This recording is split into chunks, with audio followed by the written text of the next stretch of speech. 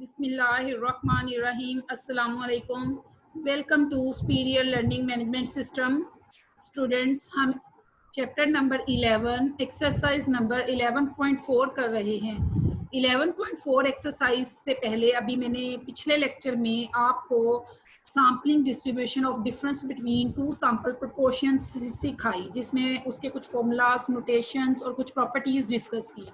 उन प्रॉपर्टीज को, फॉर्मूलाज को, नोटेशंस को करने के बाद हम इस काबिल हैं कि हम क्वेश्चन नंबर 4 का बी पार्ट कर सकें। क्वेश्चन नंबर 4 के बी पार्ट में हमें सैम्पलिंग डिस्ट्रीब्यूशन बनानी है difference between to sample proportions की। दोनों सैम्पल प्रोपोर्शंस, हमारे पास दो पॉपुलेशंस हैं, दोनों की सैम्पल प्रोपोर्शंस फाइंड करनी है। हमारे पास जो P1 है वो फर्स्ट सैम्पल प्रोपोर्शन है और जो P2 है वो सेकंड सैम्पल प्रोपोर्शन है। फर्स्ट सैम्पल प्रोपोर्शन P1 है और सेकंड सैम्पल प्रोपोर्शन P2 है। फर्स्ट पॉपुलेशन में एलिमेंट्स हैं 4 and 5 और उसका जो सैंपल का साइज है वो 3 है और विद रिप्लेसमेंट सैम्पलिंग करनी है। विद रिप्लेसमेंट सैंपल्स बनाने के बाद तमाम सैंपल्स की सैंपल प्रोपोर्शन P1 फाइंड करनी है। और इसी तरह हमारे पास सेकंड पॉपुलेशन है 2, 3 and 6 और इसका जो सैंपल साइज है वो 2 है, जो कि विद रिप्लेसमेंट ड्रॉ करना है। और फिर तमाम सैंपल्स की सैंपल प्रोपोर्शन फाइंड करनी है जो कि P2 है। और सैंपल प्रोपोर्शंस जो हमने दोनों पॉपुलेशंस में से सैम्पलिंग करनी है, सैंपल प्रोपोर्शंस जो फाइंड करनी है वो हमने ओड नंबर्स की करनी है। और उन सैंपल प्रोपोर्शंस को फाइंड करने के बाद उनके डिफरेंसेस लेने हैं, यानी P1 माइनस P2 करना है और 72 टोटल पॉसिबल डिफरेंसेस हासिल होंगे। उन तमाम डिफरेंसेस की सैम्पलिंग डिस्ट्रीब्यूशन बनानी है और सैम्पलिंग डिस्ट्रीब्यूशन के रिजल्ट्स, मीन और वेरिएंस को कंपेयर करना है पॉपुलेशन प्रोपोर्शन के साथ।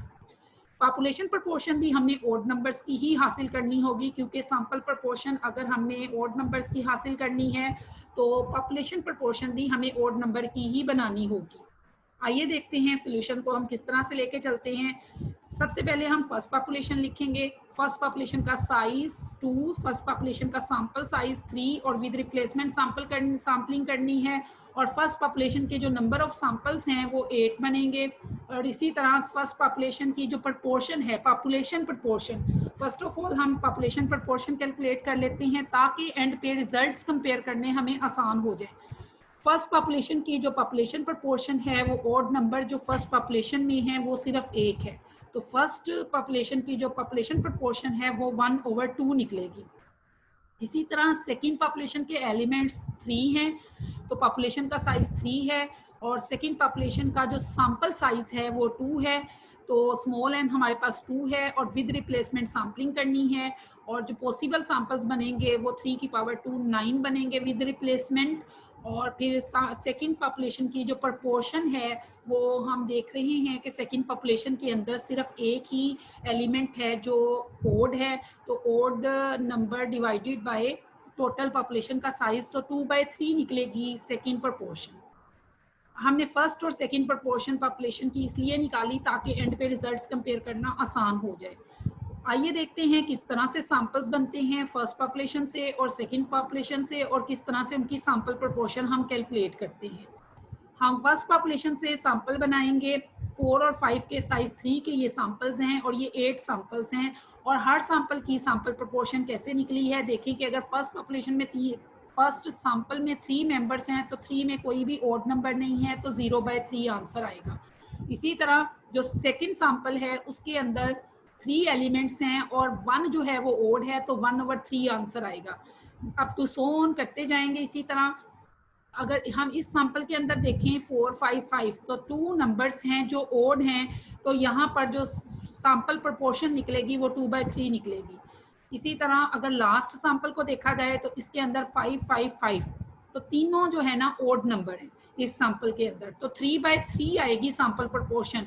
तो P1 की ये वैल्यूज हासिल हो जाएंगी। तमाम सैंपल प्रोपोर्शंस फर्स्ट पॉपुलेशन के तमाम जितने भी सैंपल्स बनेंगे उनकी सैंपल प्रोपोर्शंस इस तरह से हासिल होंगी और उनको P1 से डिनोट करेंगे।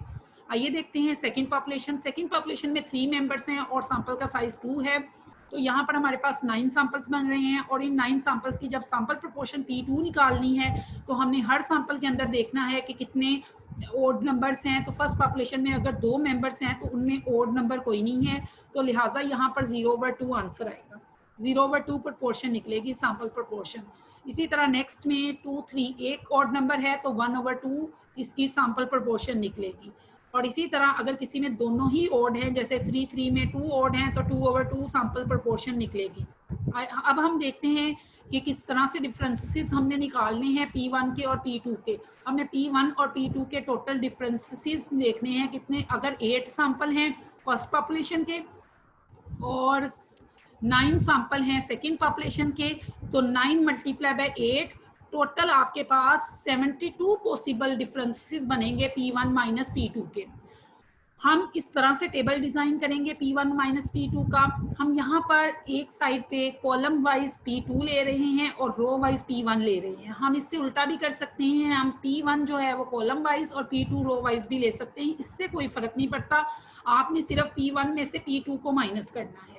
आप जब P1 में से P2 माइनस करेंगे तो इसका मतलब है 0 माइनस 0, 0 माइनस 1/2, 0 माइनस 0, 0 माइनस 1/2, इस तरह से हम माइनस करते जाएंगे और ये तमाम डिफरेंसेस हमारे पास हासिल हो जाएंगे। ये टोटल 72 डिफरेंसेस हैं। इन तमाम डिफरेंसेस में देखेंगे कि सबसे मिनिमम डिफरेंस क्या है और सबसे मैक्सिमम डिफरेंस क्या है और अंदर कौन से डिफरेंस हैं जो रिपीट हो रहे हैं। आइए देखते हैं कि हमारे पास डिफरेंस की रेंज क्या है और किस तरह से इन तमाम डिफरेंसेस की सैम्पलिंग डिस्ट्रीब्यूशन बनेगी। ये डिफरेंसेस हमारे -1 से लेकर +1 की रेंज में है और -1, -2/3, -1/2, -1/3, -1/6 और दरमियान में 0 और फिर 1/6, 1/3, 1/2, 2/3 एंड 1। ये तमाम डिफरेंसेस थे जिन्हें हमने 1 टाइम लिख लिया, तमाम डिफरेंसेस को तरतीब से छोटी से बड़े की तरफ। आइए देखते हैं कि इनमें इनकी टैली किस तरह से होगी। इन तमाम डिफरेंसेस की टैली करनी है और टैली करने के बाद हमने देखना है कि इनकी फ्रीक्वेंसी क्या है। जो हमारे पास P1 माइनस P2 जो डिफरेंस है, जो जितनी दफ़ा रिपीट हो रहा है उतनी ही उसकी फ्रीक्वेंसी आएगी। और जब हम तमाम फ्रीक्वेंसीज को एडअप करेंगे तो 72 सम आएगा, जो कि टोटल डिफरेंसेस जो थे P1 और P2 के वो 72 थे, तो इसलिए फ्रीक्वेंसी का सम भी 72 ही आएगा। नेक्स्ट, यहाँ तक फ्रीक्वेंसी डिस्ट्रीब्यूशन कंप्लीट हो गई difference between two sample proportions की। अब हम आते हैं इसकी सैम्पलिंग डिस्ट्रीब्यूशन की तरफ। इसकी सैम्पलिंग डिस्ट्रीब्यूशन के लिए हमें हर फ्रीक्वेंसी को टोटल फ्रीक्वेंसी पर डिवाइड करना है।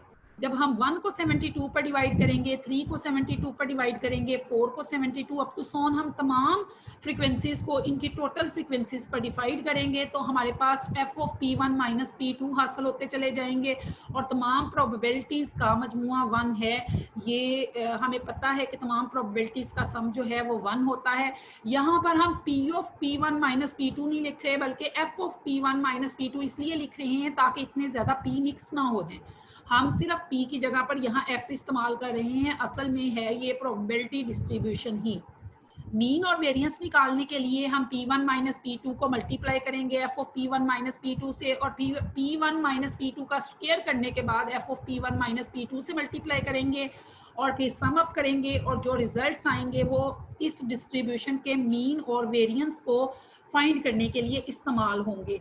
आइए देखते हैं कि difference between two sample proportions का मीन और वेरिएंस इस डिस्ट्रीब्यूशन से हम कैसे फाइंड आउट कर सकते हैं।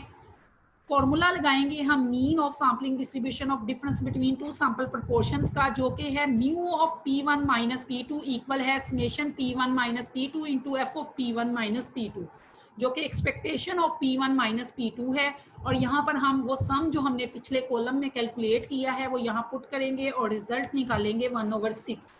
नेक्स्ट हम वेरिएंस फाइंड करेंगे sampling distribution of difference between two sample proportions की। उसका फॉर्मूला हमने पिछले लेक्चर में बहुत अच्छे तरीके से डिस्कस किया था। उस फॉर्मूले को यहाँ पुट करेंगे और उस फॉर्मूले में वैल्यूज को पुट करेंगे और रिजल्ट आएगा 7/36। और ये रिजल्ट्स जो हैं समेशन P1 माइनस P2 का square into f of P1 minus P2 हम कॉलम में कैलकुलेट कर चुके हैं और mu of P1 minus P2 का square mu of P1 minus P2 हमने अभी अभी कैलकुलेट किया है 1/6, वो हम यहाँ पुट करेंगे, उसका स्क्वायर करेंगे और एट दी हम variance of sampling distribution of difference between two sample proportions निकालने के काबिल हो गए हैं, दैट इज 7/36। आइए देखते हैं कि रिजल्ट्स हम किस तरह से कंपेयर करेंगे। रिजल्ट्स हमने कंपेयर करने हैं, हमने मीन ऑफ सैम्पलिंग डिस्ट्रीब्यूशन को कंपेयर करना है पॉपुलेशन प्रोपोर्शन से। पॉपुलेशन प्रोपोर्शन फर्स्ट भी हमारे पास थी 1/2 और सेकंड पॉपुलेशन प्रोपोर्शन है हमारे पास 1/3, दोनों का डिफरेंस लेंगे 1/6 आएगा और mu of P1 minus P2 तो ऑलरेडी 1/6 आ चुका है, तो लिहाजा दोनों साइडें इक्वल प्रूव हो गई। नेक्स्ट हमने वेरिएंस को प्रूव करना है। Variance of P1 minus P2 हमारे पास 7/36 है और जब हम π1 into 1 minus π1/n1 plus π2 into 1 minus π2/n2 का रिजल्ट निकालेंगे that is also equal to 7/36। इस तरह से हमारे रिजल्ट्स कंपेयर हो गए, मीन का रिजल्ट भी कंपेयर हो चुका है और वेरिएंस का रिजल्ट भी कंपेयर हो चुका है। अब हम इसी से रेलेवेंट क्वेश्चन जो आप घर से करेंगे, क्वेश्चन नंबर 5 का बी पार्ट है पेज नंबर 69 पे। इंशाल्लाह अगले लेक्चर में फिर मुलाकात होगी, तब तक के लिए अल्लाह हाफिज़, थैंक यू सो मच।